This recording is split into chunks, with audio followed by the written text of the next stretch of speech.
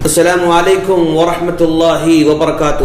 ناظرین، علماء سے روبرو کی محفل میں ہم آپ کا استقبال کرنے جا رہے ہیں. ہم بڑے خوش نصیب ہیں کہ آج کی اس مجلس میں ہمارے ساتھ فضیلت الشیخ ثناء اللہ مدنی حفظہ اللہ تشریف فرمائیں. شیخ، ہم آپ کا اس مجلس میں پرتپاک استقبال کرتے ہیں. ہم آپ سے کچھ سوالات کریں گے انشاءاللہ، تاکہ ان سوالات کے ذریعے ہمارے ناظرین کو بہت سارے فوائد حاصل ہوں. شیخ، ایک سوال یہ کیا جاتا ہے کہ نیت جو ہم کرتے ہیں یہ خالص ہونا چاہیے، خالص ہونا چاہیے، ہم بار بار کہتے رہتے ہیں، تو نیت خالص کیوں ہو، آپ ذرا بتائیں. وعلیکم السلام ورحمۃ اللہ وبرکاتہ. ناظرین کرام، ایک نئے پروگرام میں ہم اور آپ ہیں، اور ہمارے میزبان ہیں شیخ نور الدین عمری صاحب. ماشاءاللہ آپ ایم فل ہیں. الحمدللہ بہت سارے پروگراموں میں آپ نے ان کو دیکھا ہے. ایک نئی مجلس میں ہم بیٹھے ہوئے ہیں. شیخ صاحب، جو آپ نے سوال کیا یہ ناظرین کی طرف سے ہے الحمدللہ. تو آپ کا جو سوال تھا کہ نیت خالص کیوں ہونی چاہیے، اس لیے کہ میرے حساب سے اللہ تعالیٰ ہی بہتر جانتا ہے، واللہ عالم بالصواب، کہ تمام اعمال کا دار و مدار نیتوں پر ہے. جیسی نیت ویسی برکت. اسی لیے ایک حدیث کے اندر آیا، بخاری شریف کی یہ پہلی حدیث ہے، اور پورے بخاری شریف میں یہ حدیث ناظرین کے لیے میں بول رہا ہوں کم سے کم 7 یا 8 بار آئی ہے. حضرت عمر بن خطاب رضی اللہ تعالیٰ عنہ سے روایت ہے، انما الاعمال بالنیات وانما لکل امرئ ما نوی، کہ اعمال کا دار و مدار نیتوں پر ہے، اور ہر آدمی کے لیے وہی ہے جو اس نے نیت کی ہے. اسی لیے ہمیں اور آپ کو نیت جو ہے وہ خالص کرنی چاہیے، صحیح کرنی چاہیے، اور اللہ تعالیٰ کے لیے کرنی ہے، کسی اور کے لیے نہیں کرنی ہے. کیونکہ ہمیں اور آپ کو ثواب کس سے لینا ہے؟ اللہ سے لینا ہے. تو جب اللہ سے ثواب لینا ہے اور اللہ تعالیٰ ہی ثواب دیں گے، تو ہم اور آپ دنیا میں کسی کے لیے کچھ نہیں کر سکتے. اگر ہم اور آپ کرنا بھی چاہیں گے تو کل قیامت کے دن ایسا مسئلہ ہو جائے گا کہ اللہ کہیں گے جاؤ تم جس کے لیے کرتے تھے اس سے جا کے لے لو، تو آپ کیا کہیے گا؟ بالکل، وہاں کوئی دینار درہم کا مالک ہو سکتا ہے، اور نہ کسی کا پراپرٹی کا مالک ہو سکتا ہے. کون کیا دے سکتا ہے؟ کوئی ہم کو دے ہی نہیں سکتا ہے. اسی لیے ہم سب کو بھی نیت جو ہے صرف اللہ کے لیے کرنی ہے. اللہ ہی کی ایک ذات ایسی ہے جس نے ہم کو پیدا کیا، سب کو پیدا کیا، اور ہمارے اعمال کو وہی دیکھنا چاہتا ہے. دنیا میں ہم اور آپ ادھر ادھر بھی کریں گے تو کچھ بھی فائدہ نہیں ہے. تو میرے حساب سے جو یہ ہے، اور اللہ تعالیٰ ہی بہتر جانتا ہے. تو ناظرین کرام کے لیے میرا یہ کہنا ہے کہ ہمیں اور آپ کو نیت اللہ کے لیے کرنی ہے. اللہ ہم سب کو توفیق دے، آمین.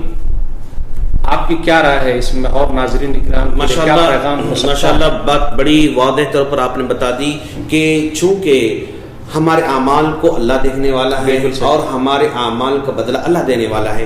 جب ہماری جنت اللہ کے ہاتھ میں ہے، اور ہمارا ثواب اللہ کے ہاتھ میں ہے، ہمارا اجر اللہ کے ہاتھ میں ہے، ہماری رضا اللہ کے ہاتھ میں ہے، صرف اسی کے لیے ہونا چاہیے. کسی اور کو خوش کرنے کے اگر ہم کہیں تو اسے ہمیں کچھ ملنے والا نہیں ہے. اور کل قیامت کے دن سب لوگ پریشان ہوں گے، اور اعمال اگر ہم اور آپ ادھر ادھر کریں گے تو وہاں تو کچھ بھی فائدہ ہے ہی نہیں. کیا ہوں گے؟ دوسروں کے جو اعمال ہے وہ ادھر ادھر کر دیے جائیں گے. جیسے کافر لوگ بھی عمل کرتے ہیں، لیکن نیت اگر صحیح نہیں ہے، ایمان نہیں ہے، تو اس کے اعمال کا فائدہ کیا؟ ہاں، اللہ تعالیٰ دنیا میں کچھ دے دیتے ہیں ان لوگوں کو تاکہ ان کا نام ہو جائے، لیکن آخرت میں مرنے کے بعد ان لوگوں کے لیے کچھ نہیں، کیونکہ اصل جو چیز تھی، جو جڑ ہے، ایمان ہے، وہ ان کے پاس نہیں ہے.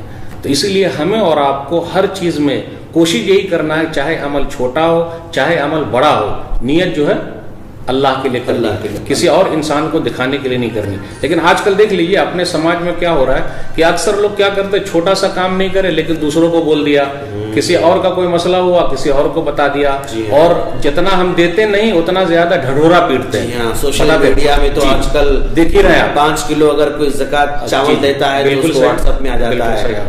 تو سب لوگ اپنا اپنا دکھا رہے ہیں. تو ہمیں اور آپ کو اس سے بچنا ہے. کوئی دیکھے نہ دیکھے لیکن اوپر والا دیکھ رہا ہے. اگر یہ نیت ہماری رہی اور اللہ کے لیے رہا تو ہمارا عمل چاہے چھوٹا کیوں نہ ہو، اللہ کے یہاں وہ قبول ہے.